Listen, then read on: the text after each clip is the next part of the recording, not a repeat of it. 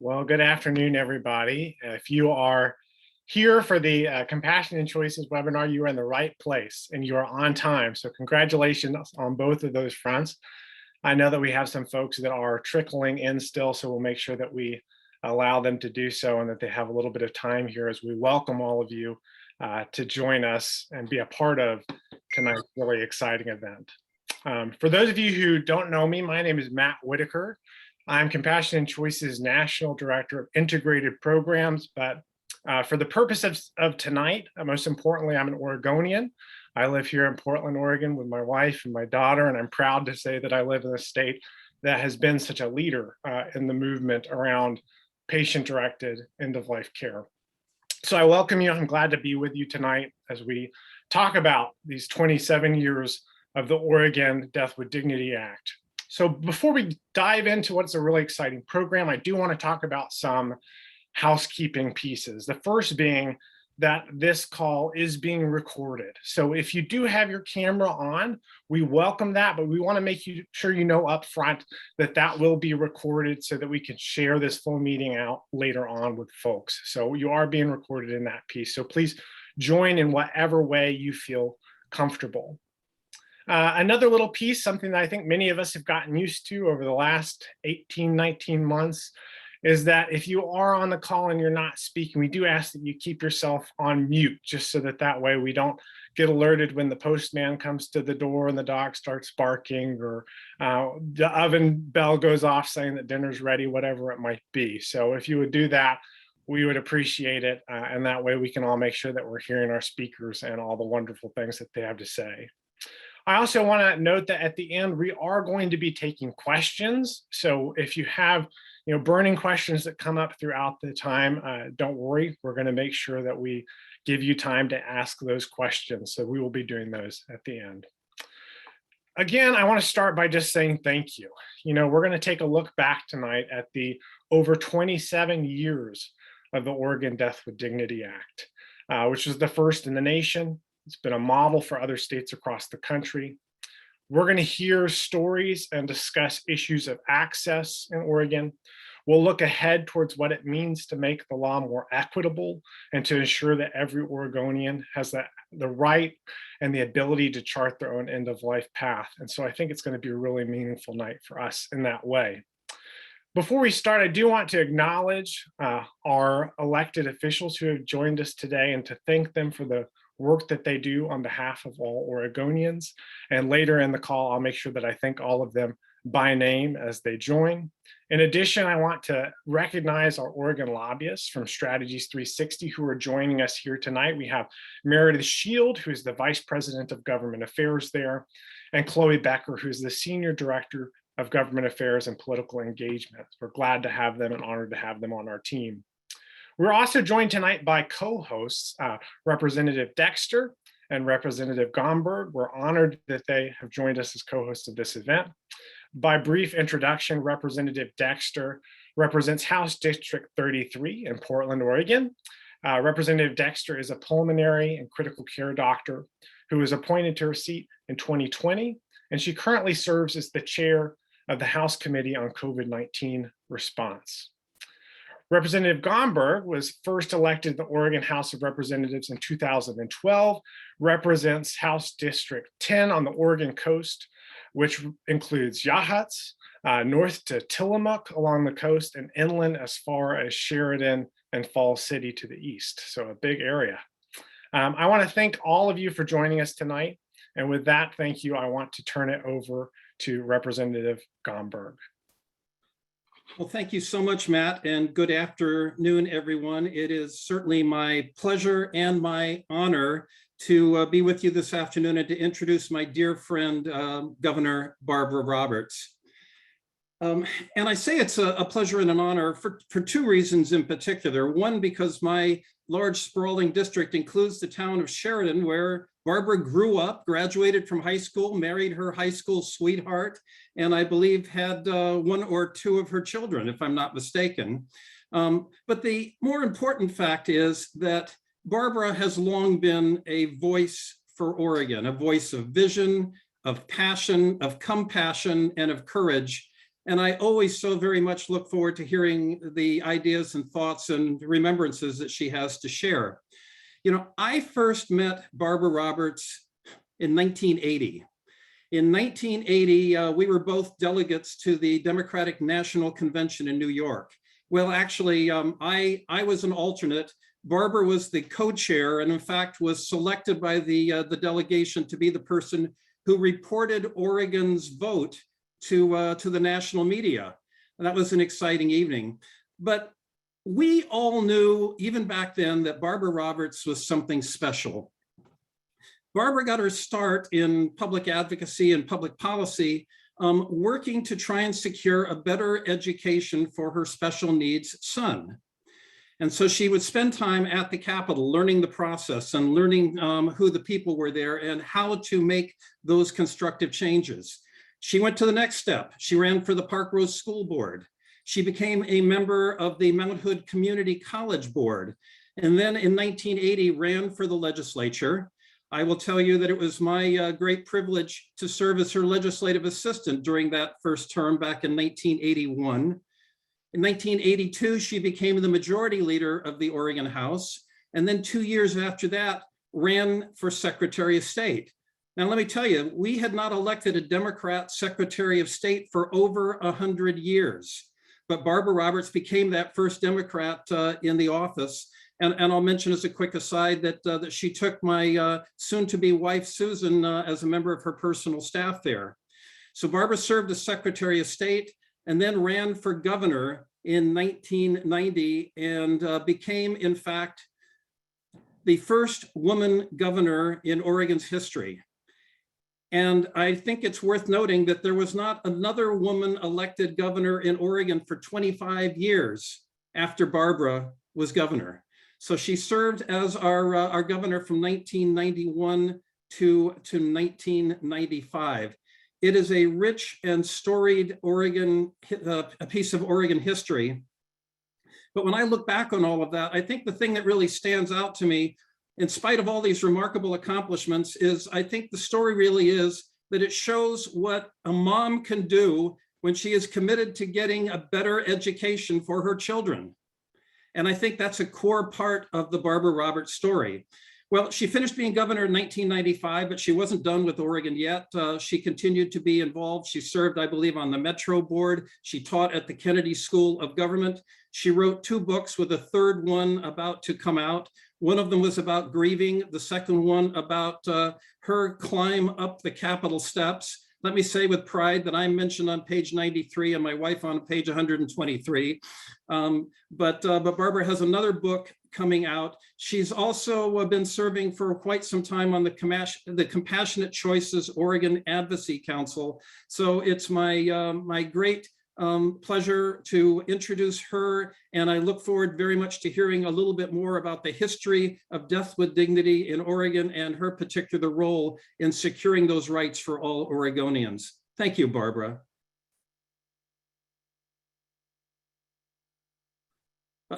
And Governor Roberts, you're on mute.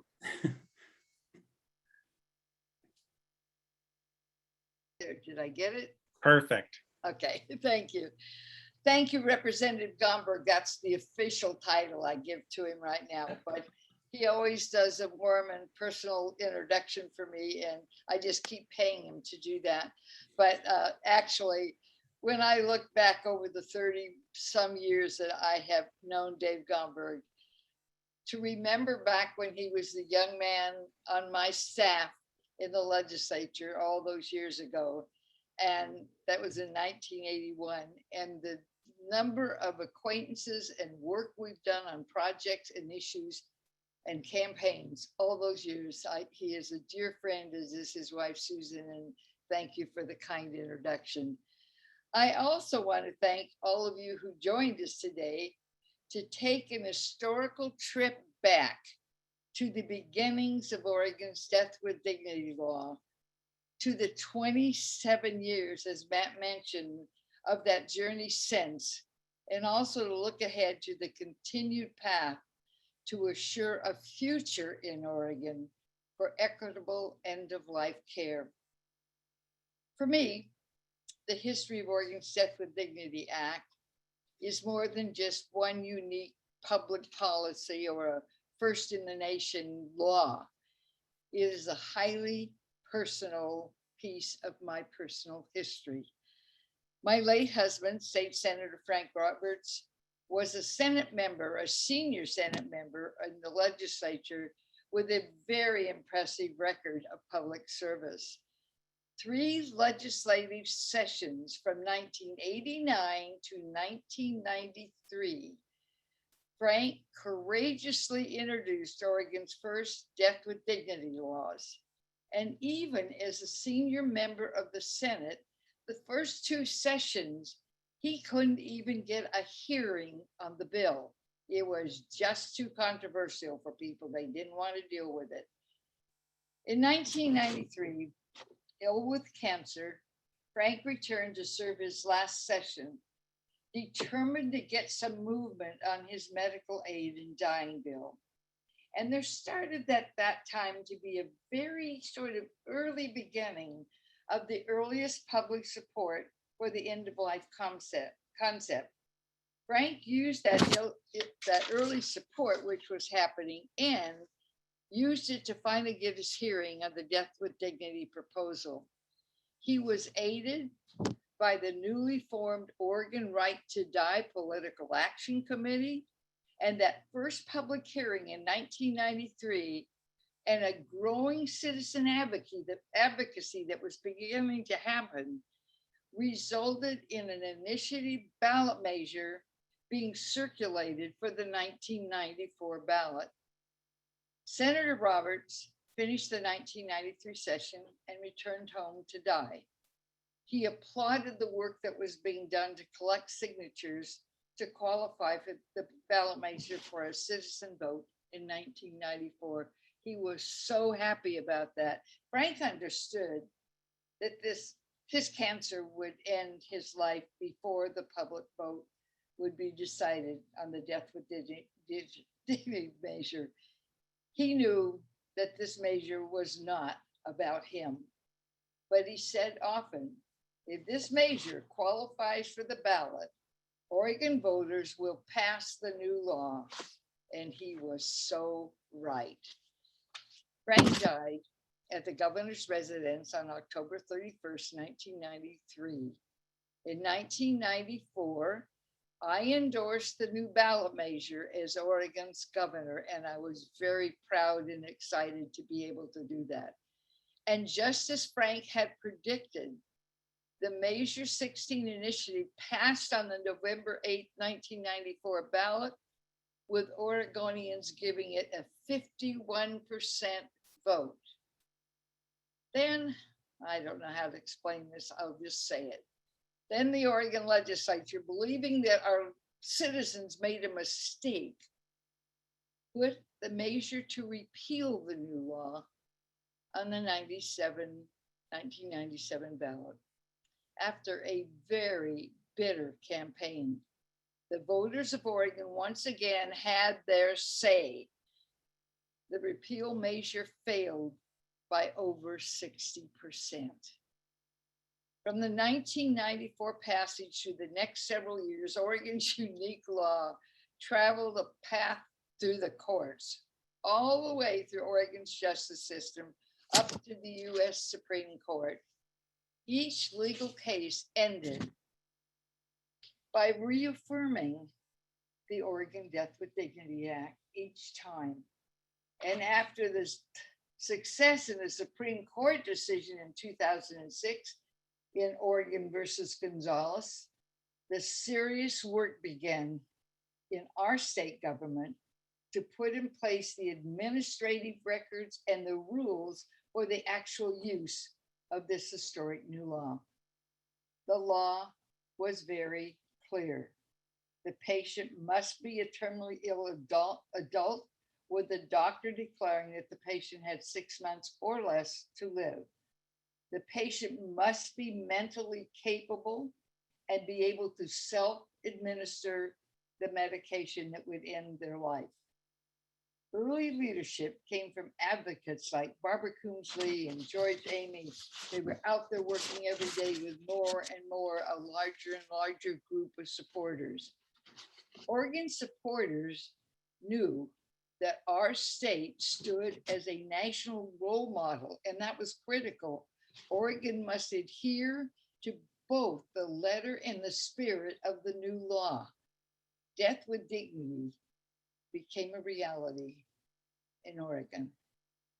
Oregon's death with dignity law brought a number of end-of-life changes that were not necessarily expected when the new law was passed.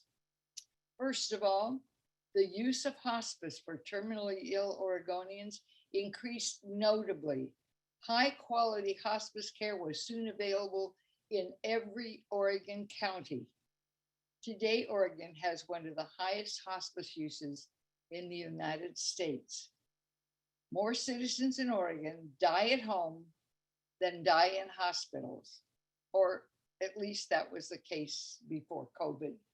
I don't know if we could still make that declaration, but also since our law passed, Oregon's much needed pain medication for terminal patients has resulted in a vastly improved pain medication system across the state of Oregon.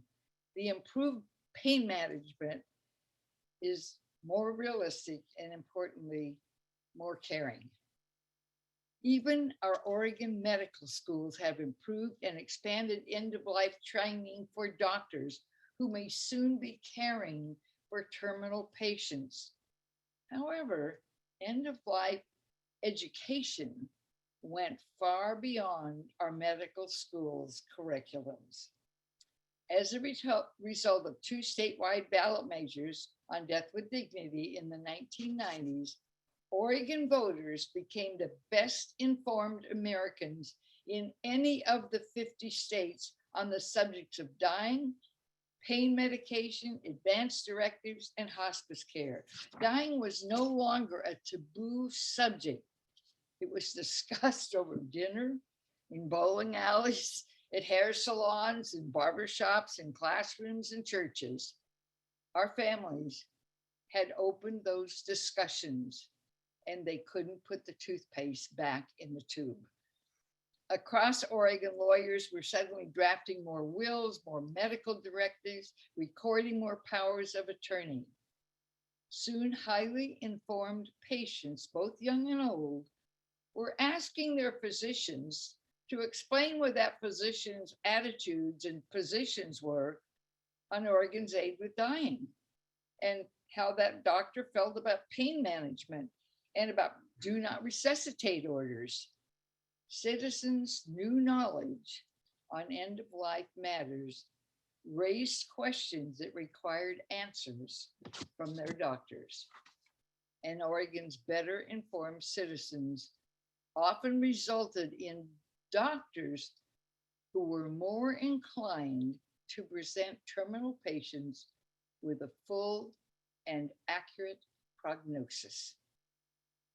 In the highly emotional and trying period at the end of life, someone has to be the adult. And who better to deliver those difficult messages than a trusted physician? Terminal patients deserve answers, and they deserve openness. They deserve information, and they deserve choices. They deserve respect. Oregon has been building that doctor-patient communication for over 25 years. So it is pretty clear that Oregon's Death with Dignity Act brought changes to Oregon far beyond its initial purpose. And from the part Oregon served as a national role model for death with dignity, leaders from our state became advocates for the aid in dying laws across the entire nation. I was honored for the opportunity to take Oregon's story to several states as we encourage other legislative bodies to bring caring and gentle exits to the terminally ill citizens in their states. I began in Washington state because it was very close and they were our neighbor. I began giving public speeches about Oregon's successful new law. I was sometimes joined in this advocacy work by Governor Booth Gardner of Washington. And finally, A number of years later, Washington State passed their aid in dying bill in 2008. I traveled to New Mexico in support of the law. I was filmed on video for a television ad in support of the state of Colorado's Death with Dignity proposal. I testified before Vermont's House Human Services Committee in both 2006 and 2007. I wanted to go out to the Hawaii, but they kept sending me to Vermont in the winter with inches and inches of snow. But I returned to Vermont again in 2013 to make another appeal to their Senate Health and Welfare Committee. That year, after a decade of consideration, the Vermont legislature finally approved their Death with Dignity law. In 2005, I did something kind of unusual. I delivered a major address in Phoenix, Arizona, to the American Academy of Bereavement. The chance to share almost a decade of experience that Oregon had garnered on our Death with Dignity program, to share it was an amazing opportunity. The audience was from states across the entire nation. The audience listened, they gained new information, they got new facts, and the 8 years of experience that Oregon had by then were shared with people who worked every day in the death and grieving issue. In April 2005, I testified before the big California Assembly's Judiciary Committee in support of Assembly Bill 651, the state's compassionate choice legislation. It would take until 2015, 10 more years, before their legislature would pass what was then called California's end of life option. This, I think, would give you sort of an idea of how difficult it was to take a major piece of social legislation from a role model status to national acceptance. And yet that is what is happening with Death with Dignity legislation. And Oregon, I believe, has a responsibility to maintain the integrity of our law, its application, and any amendment we may consider in the future. We still remain that national role model, and we must take care to behave accordingly. So I think the thing I would say to you now is that in the early years, the debate about aid and dying, it was all about dire predictions about all the ugly aftermaths that were going to happen that would come from Oregon's bold new law. I remember one of them: greedy adult children would pressure older parents to end their life so the offspring could get an inheritance. That was one of the things that was being said. And then number two, a really important one: pressure would be brought to those with life impacting disabilities, and others felt that they had the say about what quality of life meant for those with disabilities. And then there was the fact that Oregon would soon be destined for a reputation as a death state, rather than a tourist mecca.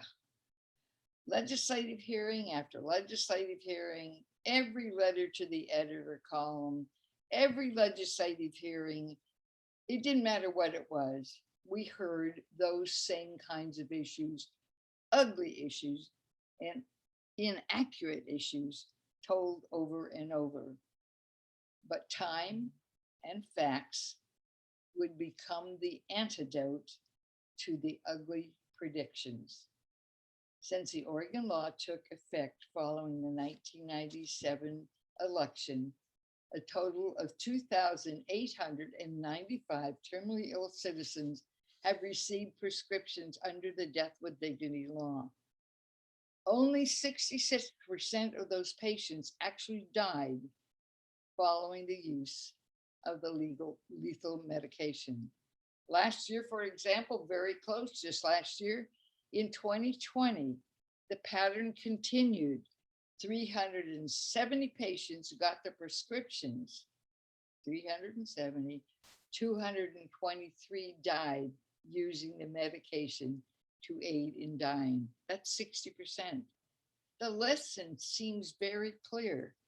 The defining issue was always choice and having options.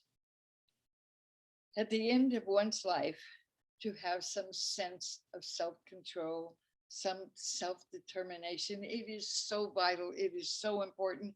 Oregon's records and the facts show that most patients, more than 90%, died at home. Most had hospice care. Most were covered by medical insurance. Most patients, 75 to 80%, died of cancer. And there were zero instances of abuse or coercion, and no patient with a pre-existing disability used Oregon's death with dignity law. Those are the facts. So for you who were members of the Oregon legislature particularly, you have inherited a unique piece of law built with courage and designed with caring. I hope that gaining some of this historical background on this landmark law will add to your appreciation for the quality of the product that past legislators have placed in your hands, for your caring and for your respect. So as of now, 9 states in the District of Columbia have death with dignity laws, and Compassion and Choices continues their mission. Thank you. So I understand now I have the honor of being able to introduce Kim, right? Are we on target here? Okay. And speaking of ongoing mission, that's the perfect passage there, of Compassion and Choices, I am excited to introduce the National President and CEO of Compassion and Choices, Kim Callinan. During her tenure as Compassion and Choices, Kim has played a leadership role in authorizing and implementing medical aid in dying into 6 new jurisdictions during that time: California, Colorado, Hawaii, the state I never got to go to, New Jersey and New Mexico, and of course the District of Columbia, bringing our total jurisdictions that are covered now with the law to 10. Kim also launched the organization's new Finish Strong initiative, a very exciting initiative, which includes a book and a suite of new tools that are designed to empower patients to take charge of the final chapter of their lives, including focusing efforts on helping people plan for a possible dementia diagnosis. And also, really importantly now, also closing the disparities in end-of-life care that exists for communities of color. We have taken another major step in that direction. So, Madam President, the screen is yours. Thank you so much, Governor Roberts. It's really an honor to be here today among so many amazing people. I want to start, Representative Gomberg shared his story about how he first knew Governor Roberts, and I have my own convention story about Governor Roberts. And it brings me back to the 1992 Democratic Convention. I was 22 at the time, fresh out of college, and I was thinking about how I would make my mark on the world. And there was Governor Roberts up on the stage, and she just owned the stage with everything she had. And I was sat there just inspired by every word that came out of her mouth. And she said at one moment, I found that one person could make a difference in politics. a positive difference for people. And I have never quit believing that. And I remember her saying those words and me saying to myself, I want to be one of those people that makes a difference in politics. And I have carried those words with me throughout my career. And so it was just such an honor when I first got a chance to meet Governor Roberts and to stand by her side now and have the chance to work with her in making a difference on an issue that means so much to me and so many others is truly a privilege. So thank you, Governor Roberts, for inspiring me at 22 and continuing to inspire me at just a couple of years older. Also, speaking of people who have made positive differences in the world, I want to take a moment. I was flipping through the screen and I noticed that none other than Barbara Coombs-Lee is on the line. Barbara, I stand on her shoulders every day. She led this organization for decades, and it is just such a privilege for her to be here on this call today. So a huge thank you, Barbara, for everything that you have done for this movement and for the organization. And I also noticed that Pete Reagan, the first doctor to write a prescription around after the Oregon Death with Dignity Act, is also on the line along with his lovely wife, who was on an early task force. So I know this call is filled with many people whose shoulders I stand on. So thank you to all of you for your work for many decades to bring us where we are today. So just to bring, I know we have a wide variety of people on the call. So I'm going to bring you forward to talk a little bit about who Compassion and Choices is and who the Compassion and Choices Action Network is for those who are not as familiar with us. So we have two organizations, Compassion and Choices, which is a 501c3 organization, and the Compassion and Choices Action Network, which is a 501c4 organization. We do most of our Oregon work through the 501c4 organization, which allows us to do an unlimited amount of lobbying work. The two entities together focus on really three priority programs, and all of them are about realizing patient-directed end-of-life care. So we work to authorize, implement, and improve medical aid and dying laws across the country. We work to reduce disparities in end-of-life care among both vulnerable populations, community of colors, people with disabilities. And we work to help to transform how people with dementia die so that it becomes recognized and accepted for people to be able to document their desire to forego treatments at the appropriate time that they self-determine that they would like to.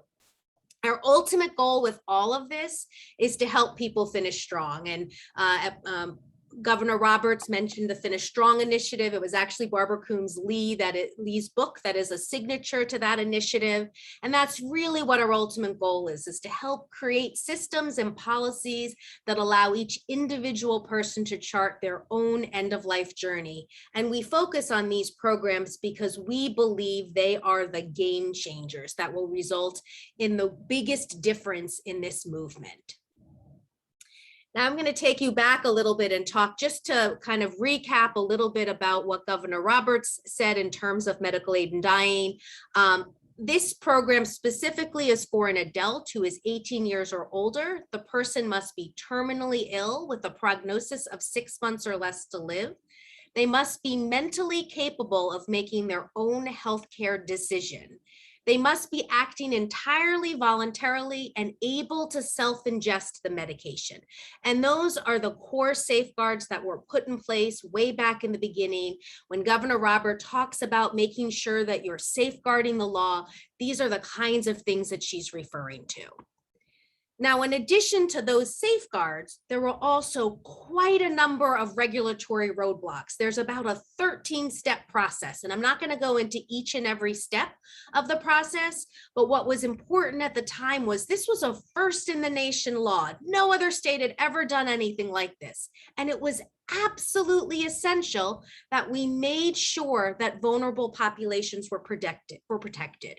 And that was why you had a 13-step process where you had multiple doctors confirming the prognosis and the diagnosis, and you had forms and attestations and a whole host of things in order to ensure that vulnerable populations are protected. And many of these things remain essential to ensuring that patients, and only the patient, is the decider in their end-of-life care, because of course that is of essential importance.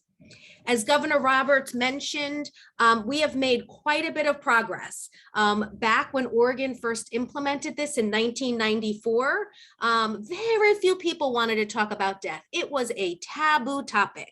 It took, many more, a decade more plus for Washington to pass the law, but you see in 2015 that something changed, and that what changed was Brittany Menard and her husband, Dan Diaz, came forward.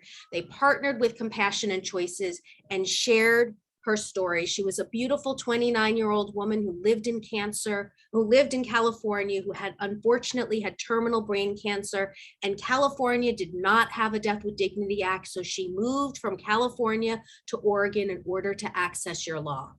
And that has now spurred a national movement. And we have had a state authorize one state every year for the next 7 years. So it went California, Colorado, DC, Hawaii, where I'm really sorry we never sent Governor Roberts, New Jersey, Maine, and most recently, New Mexico. So tremendous progress for any movement to be able to see a state a year get authorized. But remember, it all started right here in Oregon in 1994 with the courage of Oregonians to take on this critical challenge. The other thing that Oregon did in 2019 that was just in 2019 that was so important is that you broke new ground. For the entire time the Oregon law was passed, there had never been any changes to the law. And of course, it's important that we protect those core safeguards, but there was now considerable evidence that demonstrated that there were too many regulatory roadblocks for eligible patients to be able to access the law.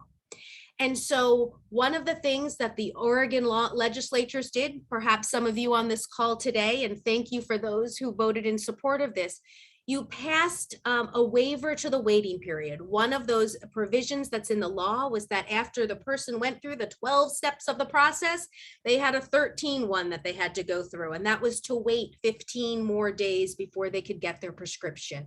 And what the data showed us was that a third to half of the people were dying, suffering during this waiting period. So in 2019, the Oregon legislature went forward and passed a waiver to that waiting period that said, if a doctor determines that a patient is imminently going to die, then they may waive the 15-day waiting period. We now have data from the first year of the Oregon Death with Dignity Act that shows that about 20% of patients in the first years alone use that waiting period. It is so critical to ensuring that eligible patients are able to access the law and to find a more appropriate balance between safeguards, which are essential, and access, which we do need to ensure, because we don't want to give dying patients a false promise of hope that they can access this law, but then they're never able to realize it. Then 2021 comes around. This just happened earlier this year, and New Mexico takes things one step further. And I'm going to talk a little bit more about the New Mexico bill momentarily. But they not only authorize their legislation, but they go back and they look at all of the data from Oregon and all of the data from California and all the data across the country. And they improve the bill in a number of considerable and important ways. And I'm going to talk a little bit more about that momentarily. But before I do that, I want to move into the current reality that we're in, which is the reality of COVID. COVID has been such a difficult time for lawmakers, not just around end-of-life care, but in general. And I just have to say my hat goes off to all of the lawmakers on this call, because I cannot imagine how difficult it has been to prioritize the kind of bills you put forward and how you improve the country with everything that is going on with this pandemic. So thank you for everything that you've done. The New Mexico lawmakers, they're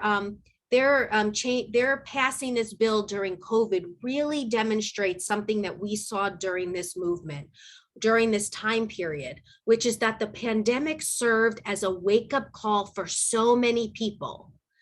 It forced people to recognize the fragility of our lives. It forced people to look at the tragedy of a loved one who dies alone in a hospital with nobody around them to say goodbye. That we saw straight, like right there in our face, the limits of modern medicine to relieve suffering at life's end. This idea that medicine could somehow control all end of life suffering was no longer a reality for people. You could just see it there every day in the paper. And it also showed the very alarming disparities in end of life care that existed that need to be addressed. And I'm really proud of the Oregon lawmakers, because one of the things that you decided to do during this pandemic was to address a very important disparity that the pandemic exacerbated. And that was the disparity that came from people with disabilities who were no longer, because of the pandemic, allowed to have a support person with them in the room. And you very quickly passed legislation that would allow them to have a support person in the room, and that would also ensure that hospitals weren't withholding healthcare from them that they wanted. And that was a really important piece of legislation, SB 1606, that we supported, that was brought forward by leaders within the disability community.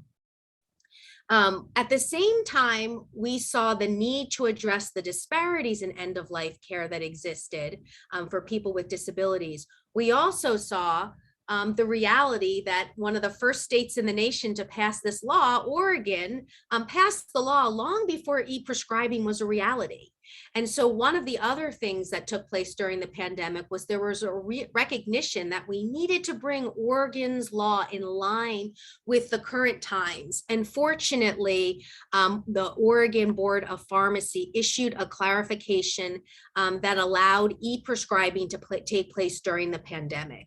And this was just essential, because without that e-prescribing clarification, doctors would have been hesitant to use e-prescribing, something that's routinely used in medical care and something that was desperately needed at a time where face-to-face visits and in-person visits were just not allowed. As Governor Roberts noted, the pandemic, the Medical Aid in Dying Bill, the Oregon Death with Dignity Act, we've learned through this data that this law protects patients, and it also protects the doctors who treat them. There hasn't been a single issue of abuse or coercion.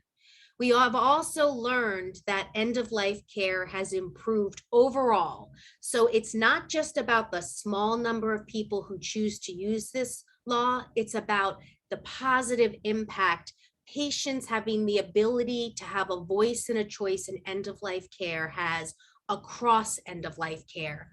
Better conversations between doctors and patients, earlier and more appropriate enrollment into hospice care, improved palliative care training, and more people dying at home.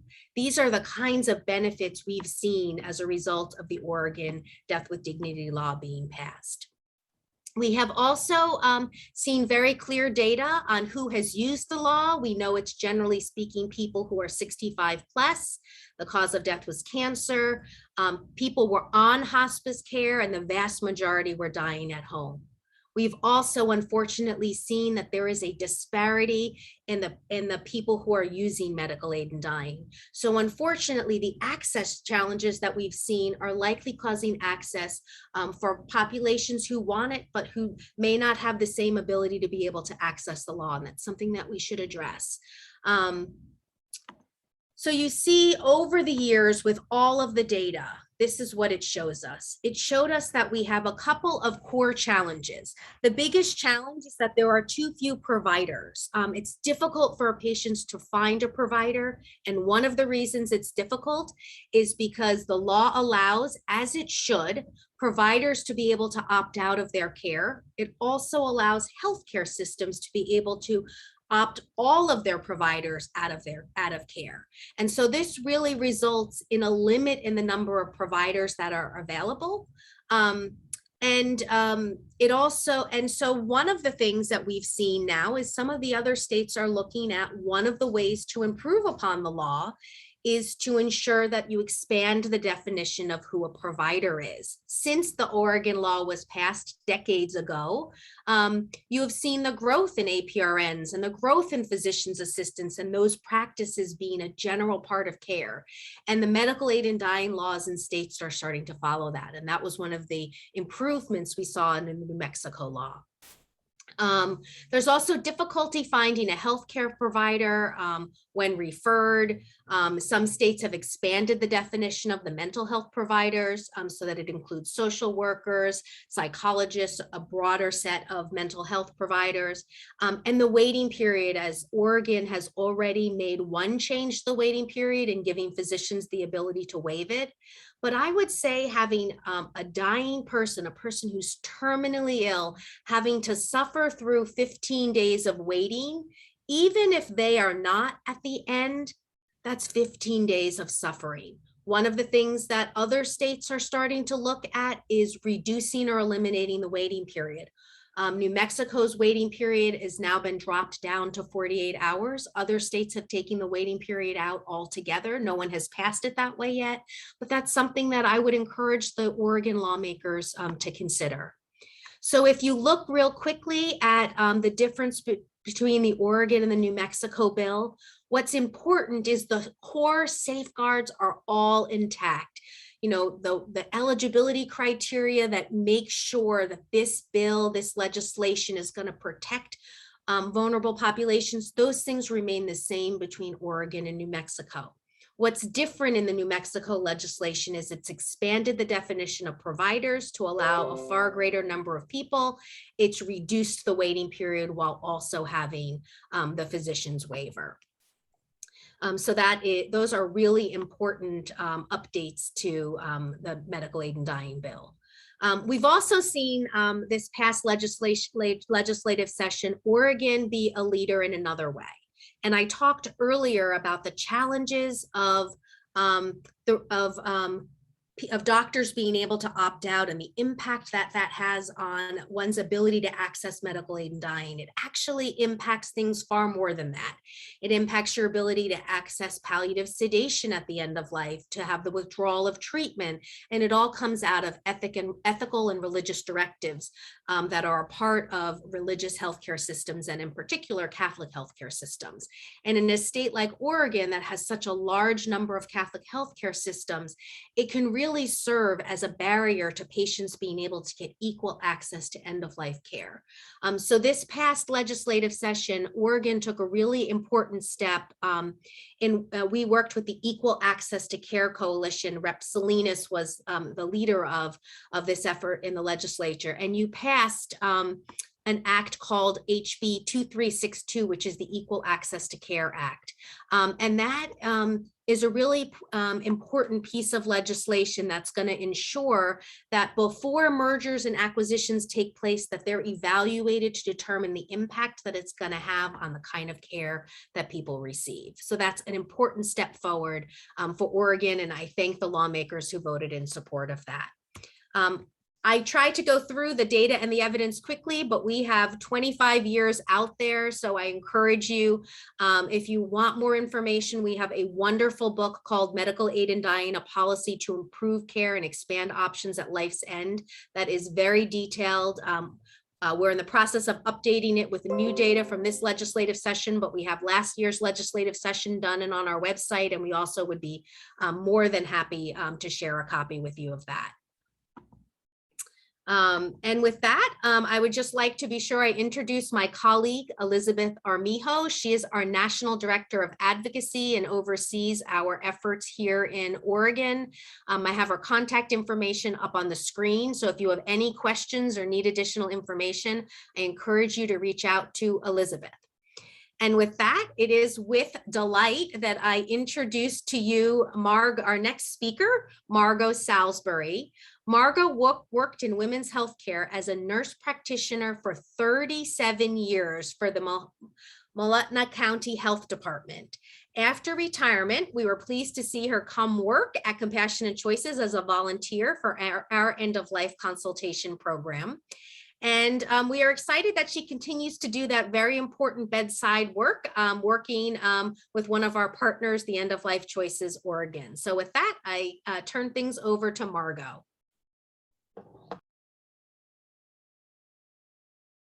And Margot, you're on mute. So I'm just following in Barbara's footsteps. So I'm delighted to be here. Thank you for inviting me. I consider working with individuals and families to access Oregon's Death with Dignity Act very near and dear to my heart. And I consider it sacred work. And I want to tell you a little bit about End of Life Choices Oregon, because that's where I get to do this work, as Kim said, at the bedside. End of Life Choices Oregon is a nonprofit organization that started about 5 years ago. Many of our early volunteers worked with Compassion and Choices. So we have very, very similar philosophies and goals. And we currently have 5 teams in Oregon with End of Life Choices Oregon. We have the Portland team, the Salem team, Eugene team, Southern Oregon team, and a Bend team. So those 5 teams cover the entire geographic area. And Portland, as you might expect, is the largest team because that's where the population base is.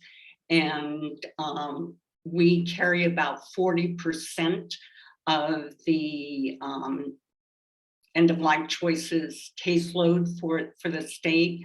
We have 21 volunteers that help clients process and work through the Death with Dignity Act.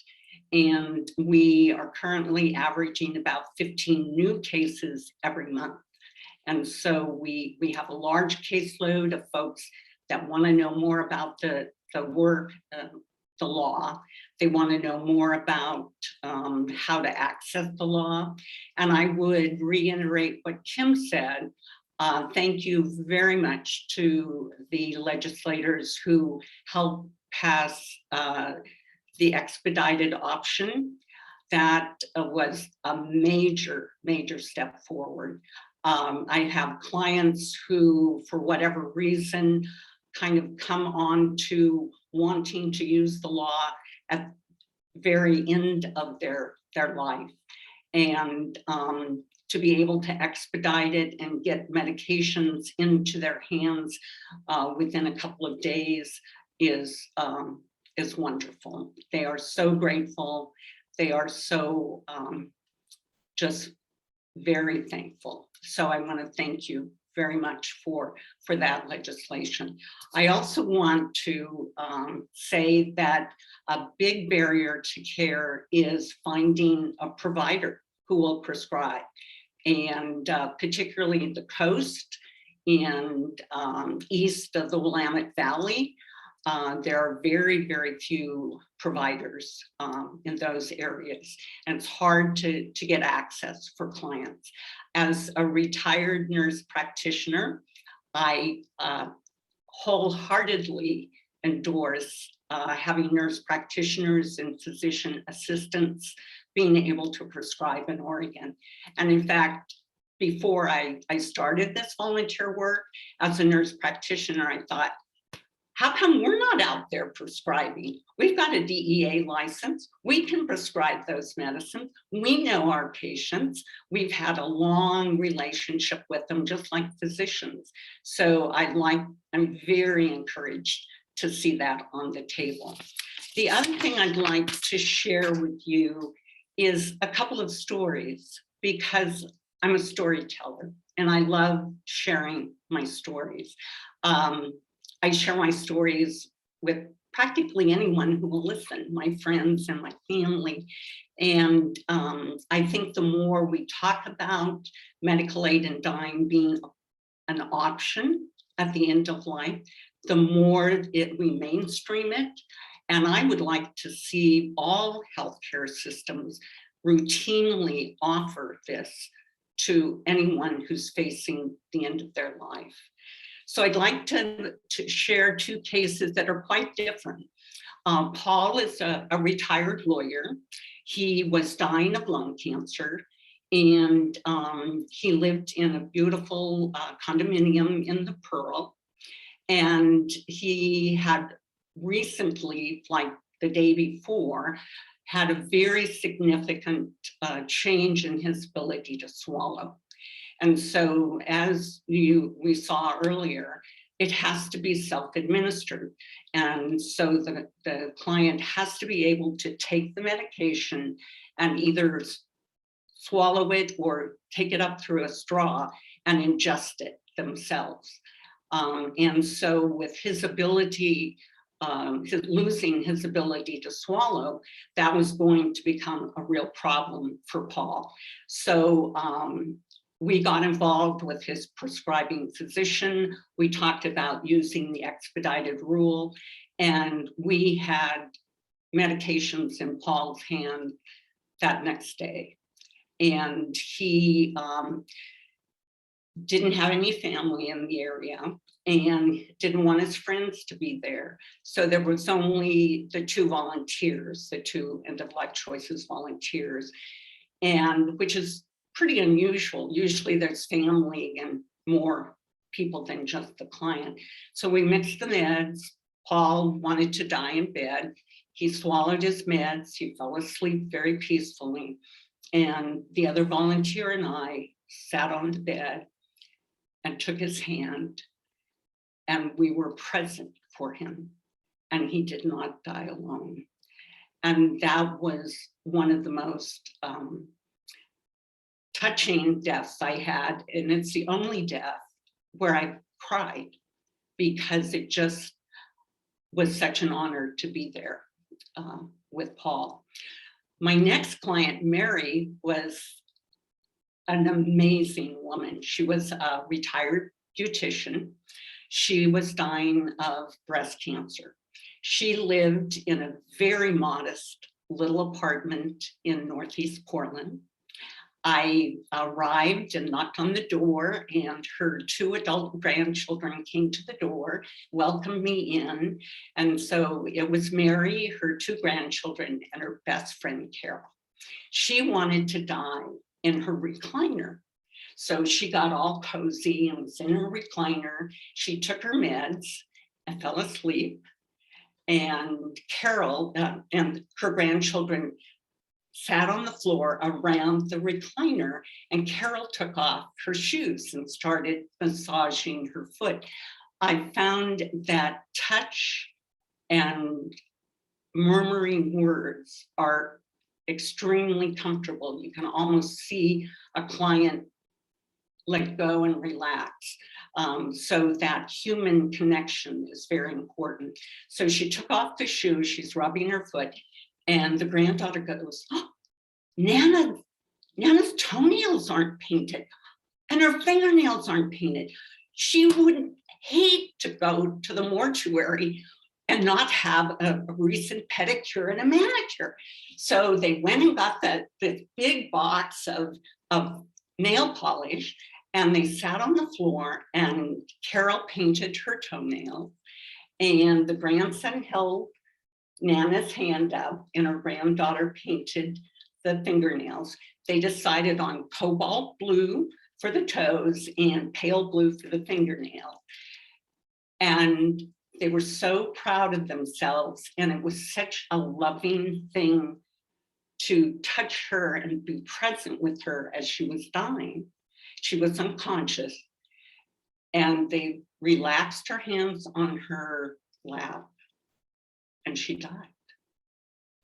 And it was an amazing moment. It was amazing. All of us got up and hugged and just surrounded Mary in her recliner.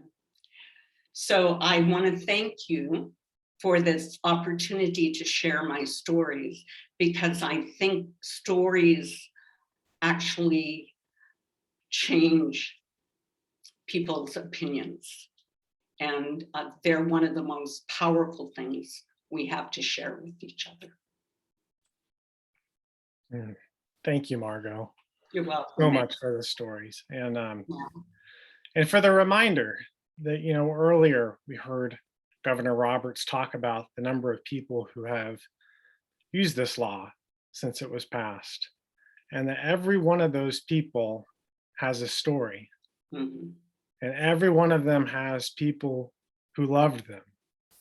And so I wonder if before we move on to the next, portion of our program of asking questions, if we could just pause for a moment and take a deep breath and acknowledge all those stories and all those people who used this law and all the people who loved them, all the people who cared for them, all the doctors who honored their wishes, all the hospice staff that was with them, all the nurses, the aides, the chaplains, the social workers, the family members.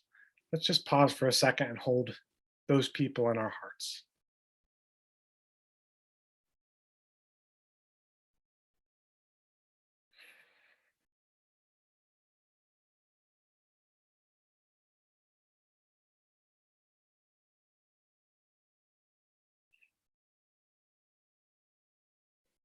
Thank you.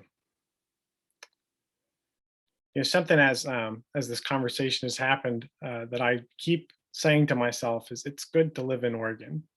It's a good place full of good people who care about others. And before we move on to the Q&A, I do want to acknowledge some of the people who make this a great place to live, our elected representatives who we are lucky to have with us on the call tonight and who we're lucky to have truly representing the needs of people who live in this state. I'm certainly grateful. So I want to just specifically by name make sure that they know that we're thankful for them. To Senate Majority Leader Wagner, thank you for being here. To Representative Prusak, who chairs the House Healthcare Committee, thank you. To Senator Patterson, who chairs the Senate Healthcare Committee, thank you. To Representatives Ruiz, Kropf, Sanchez, Power, Valderrama, thank you. From the bottom of our hearts, thank you. Thank you for caring about this issue, and thank you for caring about us. So with that being said, I want to turn it over to another one of those caring people who's going to handle our Q&A for the evening, and that's Representative Dexter. I'll hand the floor to you. Thank you, Matt. And I just want to reiterate my thanks for the precedent that Oregon has set as a state. I practiced in Colorado before I moved here, and we definitely benefited from your leadership. So thank you. I am happy to open it up for discussion and questions. I also just want to say that I am a prescriber and have guided a lot of families through this, and I'm really grateful for it. So I carry a lot of those stories close to my heart and am an incredibly strong supporter of this program. So thank you for all the work you've done. All right. Yes, please, as Chloe said, come off mute, ask the questions, ask the hard ones. The easy ones are also fine, but you've got a multitude of expertise here. And, I think that this is sometimes a hard subject for people to talk about. And I think there's concerns that always come up at the legislative level that are appropriate and extraordinarily valid. And it would be a really good time to have that conversation. Because I will be really transparent. My intention is to keep championing this policy and move it forward and take away some of the barriers that have been mentioned, some others that haven't been mentioned that I find make it difficult for people to access this. So I'd love to have my colleagues ask the questions now and we can carry a shared understanding forward.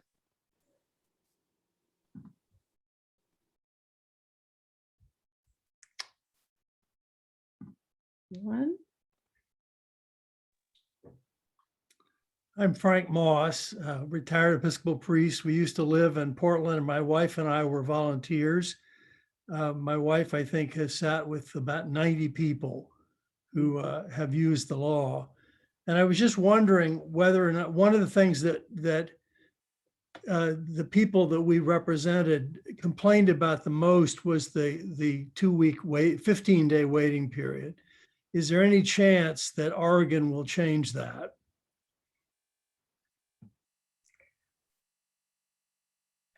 I would love to hear the majority leader's perspective on that. I certainly have my own opinion, but he's been around the block a few more times than I have, so may have some perspective on that.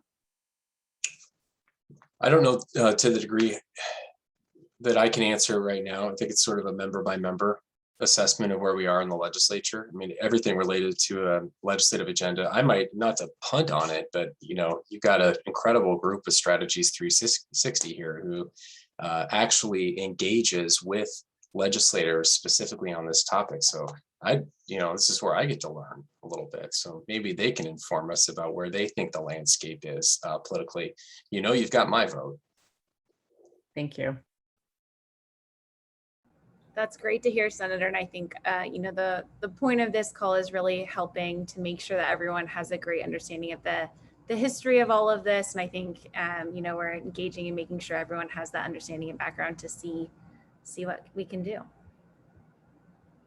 All the help you're willing to do in the Senate would be appreciated. Hi, Pete over here.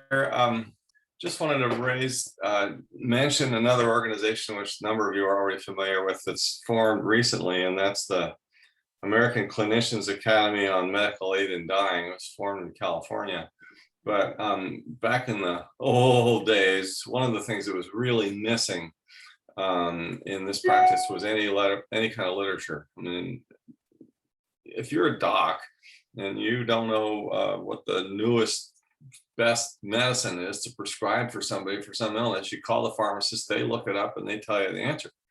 But there wasn't anything to look up.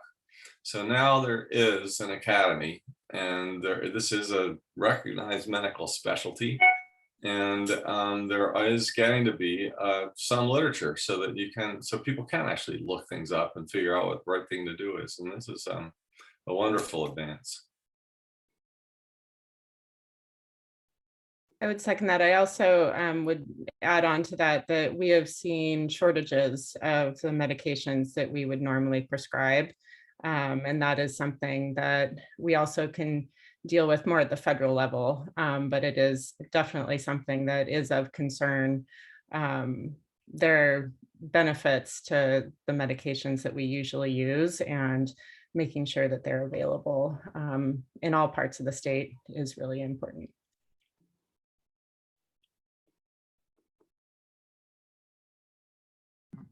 Other questions or comments?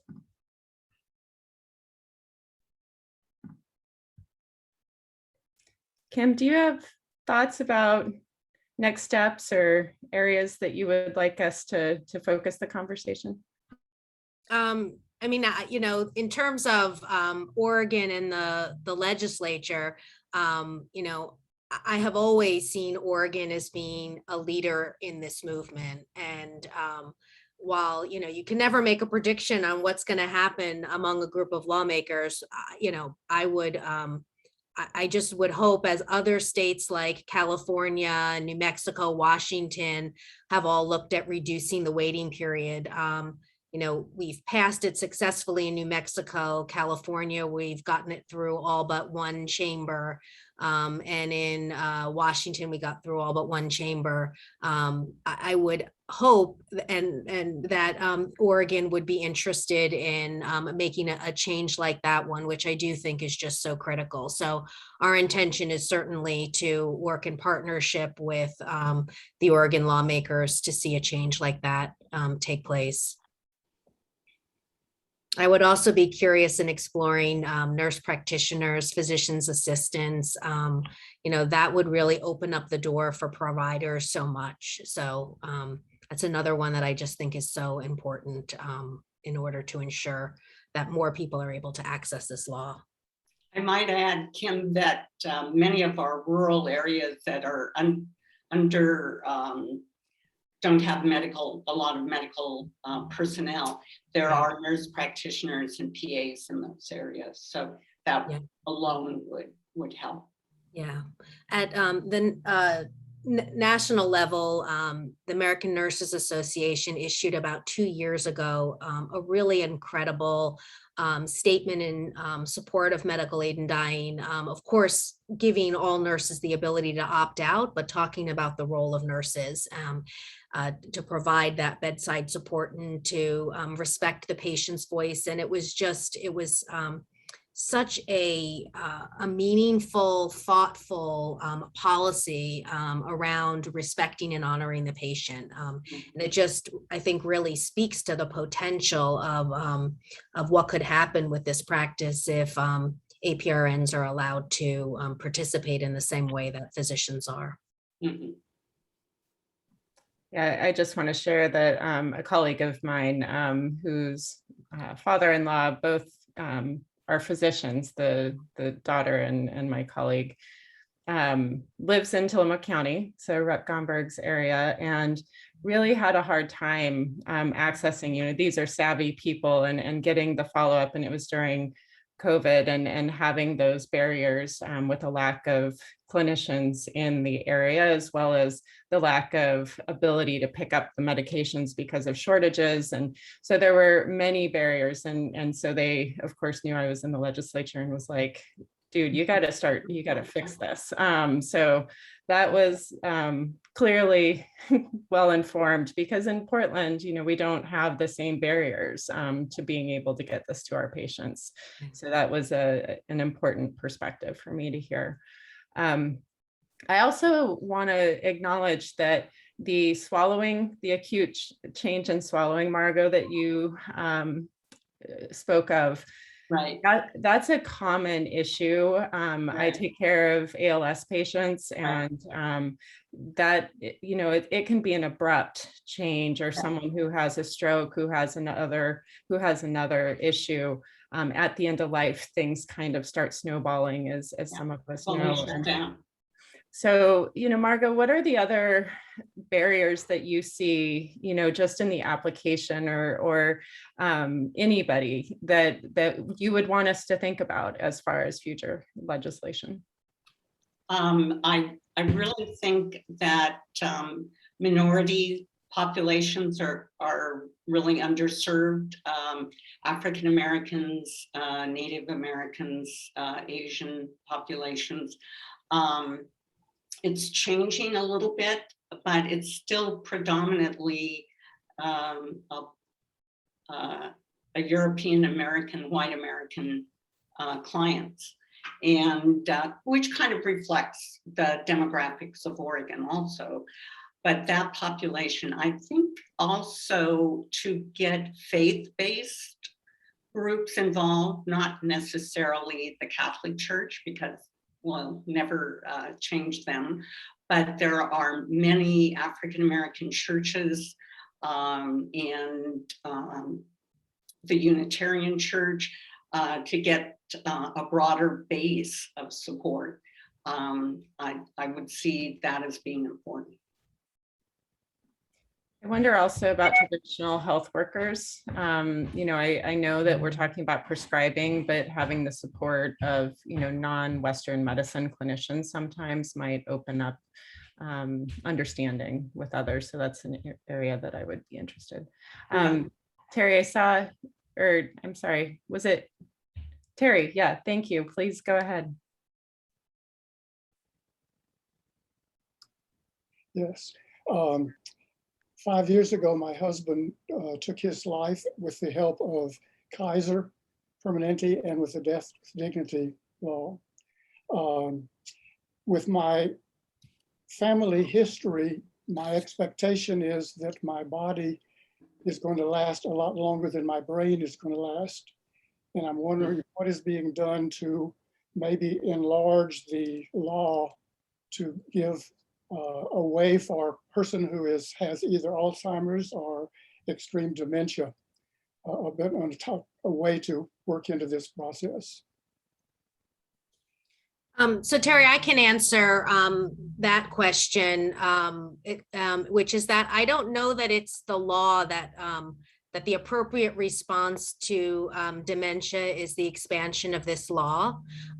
We talked a lot at the beginning about the importance of being able to balance the needs of vulnerable populations along with the need to ensure access to this law.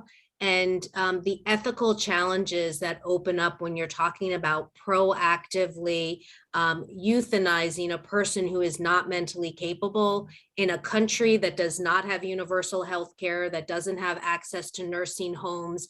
It is so ripe for abuse and coercion that it is truly, I think, would be a challenge for us in this country to go there.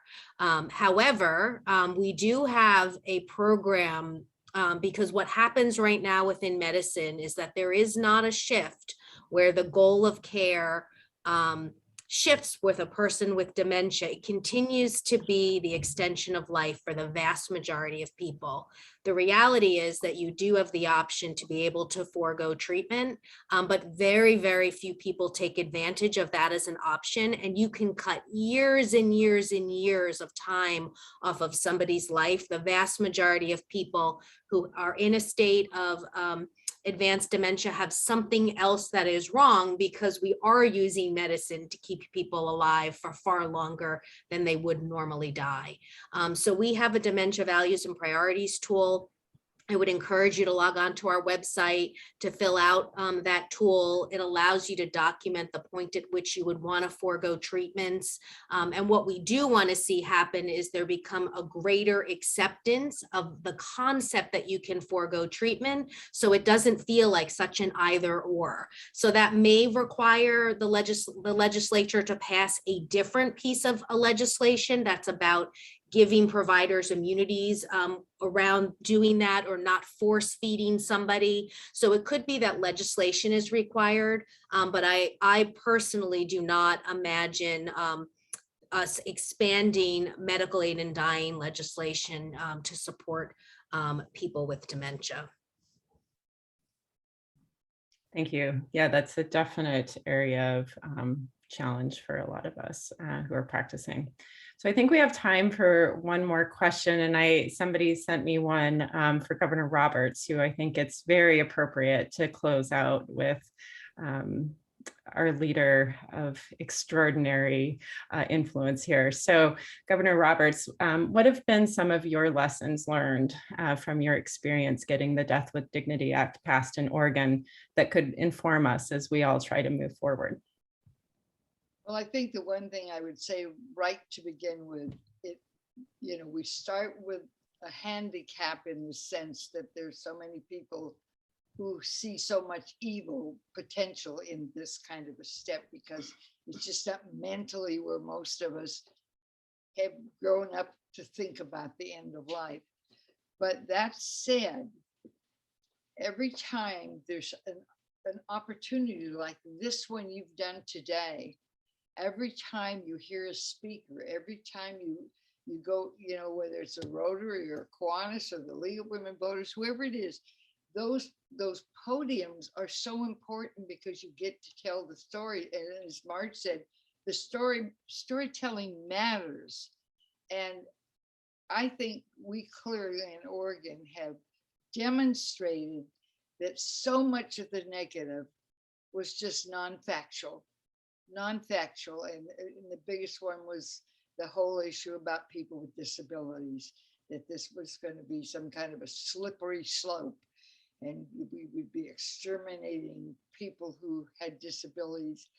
You heard when David Gomberg talked about my raising an autistic son. He's 65 years old now, and I've been doing this a long time. Frank Roberts, before he died, was ill for a long time. He was in a wheelchair for 7 years. The more you know about my background, the more you would know that I am not a person who's going to shortchange those who have disabilities.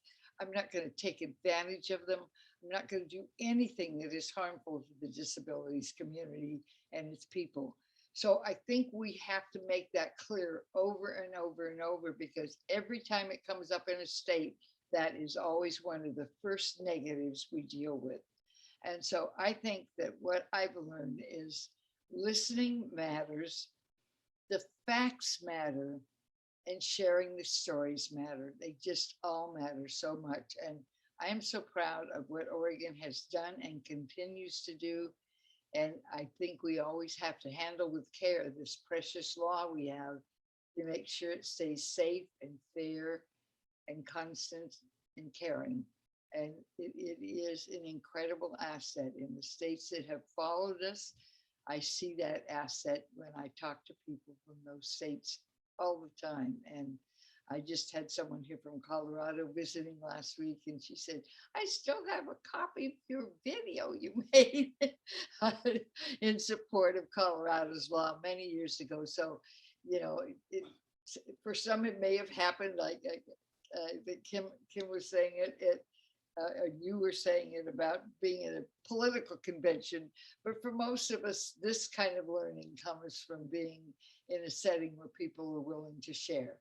And we have to share our stories and bring reality to this conversation and care and love to this conversation. And I think we're doing it. You certainly have done that today. Thank you so much. Beautiful sentiments, Governor Roberts, and everyone involved. So I get the fun job of thanking everybody at the end. So I want to thank Kim. I want to thank Representatives Dexter and Gomberg for your leadership on today's call, Governor Roberts for all that you have taught us, Margot for all that you've taught me. I was telling folks as we started the call, Margot was in on my first interview for my first job at Compassionate Choices a little over 7 years ago. So she's the reason that you're stuck with me for a while. And so, you know, between those folks and others who are on the call, I saw Peter Lyon on, Pete Reagan, Bonnie Reagan, people who I've gotten to learn so much from throughout the years. I'm immensely grateful. Someone else I learned from was Frank Moss, who's on the call, who taught me that you should always end meetings on time and maybe even a little bit early. So Frank, we are ending on time today, which is a great thing. But with that said, you know, something that we always used to get to do in Oregon in the pre-COVID times is get together in the fall for our big event that would happen at the Multnomah Athletic Club, where we'd all come together and share these stories and share in solidarity and recommit each year to the fact that we are interested in this issue and that we're going to continue to push for those who need these options. So while we can't get together in person, we are having an event nationally on October 6th. Through the magic of technology, we are having our Compassionate Choices signature event. So after this call, you're going to get an email from me that's got both a link if you're wanting to sign up and learn more and get in touch with Elizabeth on our legislative advocacy work, but also a reminder about how to sign up for that signature event that is coming on October 6th, which is going to be an amazing evening. I've gotten to see just about like this much of the program that's happening that Susan Pryor, who's on the call, and others are working to make a reality. And it's going to just be a really amazing time for us, again, to recommit our hearts and our minds and our talents to this important cause. So I thank you all for your time and being on the call today. Invite you to become a part of that event that's coming up in October. And thank you for all you've done. So have a wonderful rest of your evening. Thanks, everyone. Thank you. Thank you. Thank you. Thanks for coming. Thanks, Governor Roberts.